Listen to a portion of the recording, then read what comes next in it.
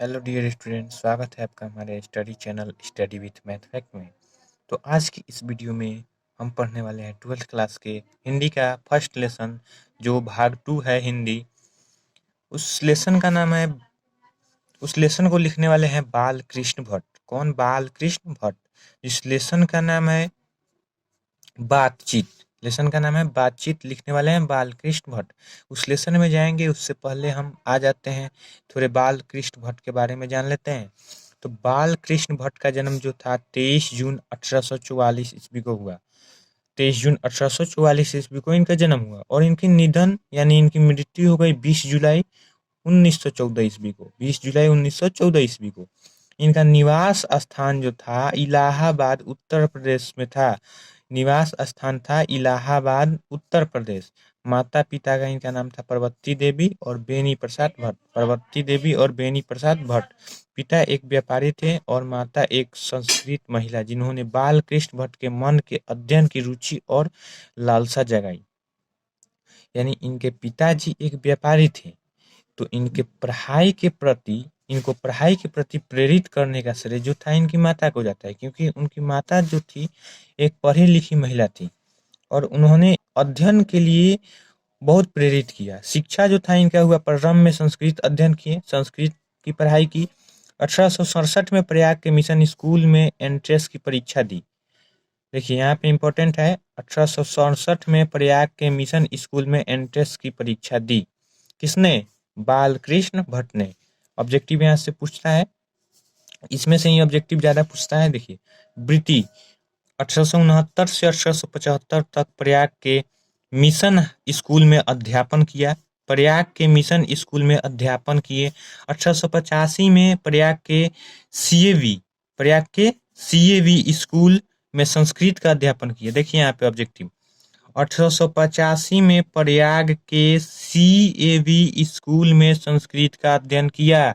बाल कृष्ण भट्ट ने प्रयाग के किस स्कूल में संस्कृत का अध्ययन किया? तो यहाँ पे आंसर इसका क्या है? सीएवी।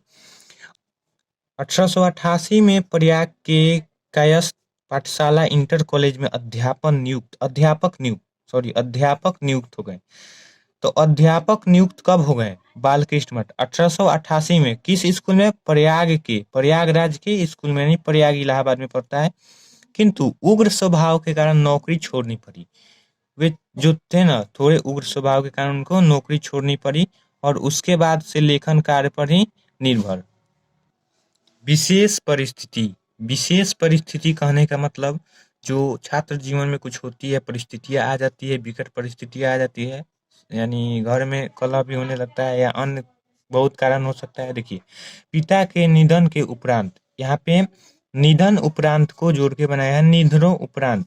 पैतृक व्यापार, पिता का जब निधन हो गया तो पिताजी उनके क्या थे? यहाँ पे व्यापारी थे, तो उन्होंने पैतृक व्यापार यानी पिता के व्यापार को संभालने के नाम पर गृह कलह का सामना करना पड़ा। इसका मतलब क्या हुआ? इनके घर में और भी लोग था, इसके कारण इनके घर में गृह कलह हो गया। पैतृक घर छोड़ आर्थिक संकट से जूझते हुए हिम्मत से काम लिया। पैतृक घर को छोड़ दिया यानी उन्होंने अब घर छोड़ दिया। जब घर में गृह कलह का स्थिति उत्पन्न हो गया तो उन्होंने घर छोड़ दिया और आर्थिक संकट से जूझते हुए हिम्मत से काम लिया और साहित्य के प्रति समर्पित हो रहे। यानी उन्होंने अब साहित्य लेखन का कार्य करना आरंभ कर दिया। कब?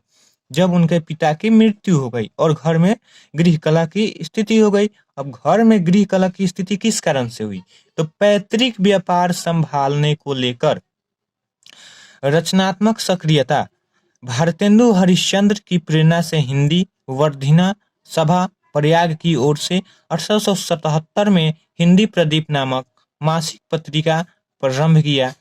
इसे 33 वर्षों तक चलाते रहे। देखिए यहाँ पे दो ऑब्जेक्टिव, किससे प्रेरित हो गए? भारतेंदु हरिश्चंद्र से प्रेरित हो गए और उन्होंने 1877 में हिंदी प्रदीप नामक एक मासिक पत्र निकाला। इसे वे 33 वर्षों तक चलाते रहे। जिसमें यानी इस पत्र में जो मासिक पत्र निकाला जिसका नाम था हिंदी प्रदीप, इसमें उन्होंने नियमित रूप से सामाजिक, साहित्यिक, नैतिक, राजनीतिक विषयों पर निबंध लिखते रहे। यानी वे ज्यादातर क्या लिखते थे, साहित्य में निबंध ही लिखा करते थे। 1881 में वेदों की युक्तिपूर्ण समीक्षा की। 1886 में लाला श्रीनिवास दास के संयोगिता स्वयंवर की कठोर आलोचना की।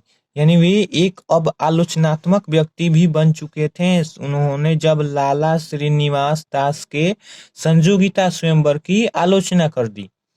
जीवन के अंतिम दिनों में हिंदी शब्दकोश के संपादन के लिए श्याम सुंदर दास द्वारा काशी आमंत्रित, किंतु अच्छा व्यवहार न होने पर अलग हो गए। जीवन के अंतिम दिनों में भी उनका व्यवहार जो था सामान्य न रहा। वे थोड़े उग्र प्रकार के व्यक्ति थे, जिसके कारण बार बार उन्हें अनेक समस्याओं का सामना करना पड़ता था। और देखिए, जीवन के अंतिम दिनों में हिंदी शब्दकोश के संपादन के लिए श्याम सुंदर दास द्वारा काशी आमंत्रित, श्याम सुंदर दास द्वारा वे काशी आमंत्रित हो गए हिंदी शब्दकोश के संपादन के लिए, परंतु उनको हटना पड़ा। किस कारण से? अच्छा व्यवहार न होने के कारण से। अब देख लेते हैं उनकी रचनाएं। उनकी रचनाएं क्या है? उपन्यास। उपन्यास देखिए, उन्होंने उपन्यास कितना लिखा। सबसे पहला रहस्य कथा नूतन ब्रह्मचारी, नूतन ब्रह्मचारी, 100 अजान एक सुजान, गुप्त वैरी, रसातल यात्रा। यहाँ पे एक इम्पोर्टेंट है, 100 अजान एक सुजान अक्सर ऑब्जेक्टिव में आ सकता है। गुप्त वैरी, रसातल यात्रा, उचित दक्षिणा, उचित दक्षिणा, हमारी घड़ी, सद्भाव का अभाव, ये भी आता है। सद्भाव का अभाव के लेखक कौन है? तो क्या होगा? बालकृष्ण भट्ट। और यह क्या है सद्भाव का अभाव? कहानी है, कविता है, निबंध है, तो क्या है यहाँ पे? उपन्यास है। आगे देखते हैं नाटक। नाटक भी उन्होंने लिखा। पद्मावती, किरण तर्जुनीय, वेनी संहार, वेनी संहार, जिसको संहार भी कहते हैं, वेनी संहार, शिशुपाल वध, शिशुपाल वध, नल दमयंती या दमयंती स्वयंवर, शिक्षादान, चंद्रसेन, सीता वनवास, पतित पंचम, मेघनाथ वध, कट्टर सूम की एक नकल, विरनला, इंग्लैंडेश्वरी और भारत जननी, भारतवर्ष और कली, दो दूरदेशी, एक रोग और एक वैध। यहाँ पे एक इम्पोर्टेंट है, एक रोग और एक वैध। रेल का विकट खेल के लेखक भी कौन है? बालकृष्ण भट्ट हैं, याद रखिएगा।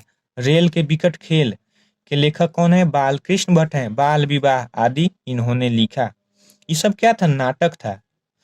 अब देखिए, प्रहसन लिखा, जैसा काम वैसा परिणाम, नई रोशनी की विष, आचार विडंबन आदि।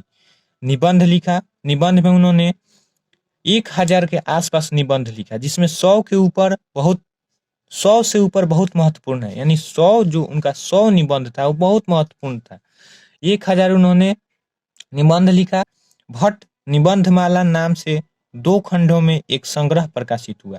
देखिए, जो 2 खंडों में बाल कृष्ण भट्ट द्वारा एक निबंधमाला प्रकाशित हुआ, उसका नाम क्या था? भट्ट निबंधमाला। क्यों नाम पड़ा इसका? क्योंकि इसके लेखक कौन थे? भट्ट थे, यानी बाल कृष्ण भट्ट थे। तो इस प्रकार से हम लेखक के परिचय, उनके बारे में, उनकी उपलब्धियों, उनकी रचनाएं, उनका निधन, उनका जन्म, शिक्षावृत्ति, विशेष परिस्थिति इत्यादि सब जान चुके हैं। अब हम लेसन में इन करेंगे और लेसन को एक एक लाइन को ध्यान से पढ़ेंगे और ऑब्जेक्टिव क्लियर होते जाएगा। ऑब्जेक्टिव क्लियर आपका हो जाएगा तो सब्जेक्टिव भी बन जाएगा। धन्यवाद।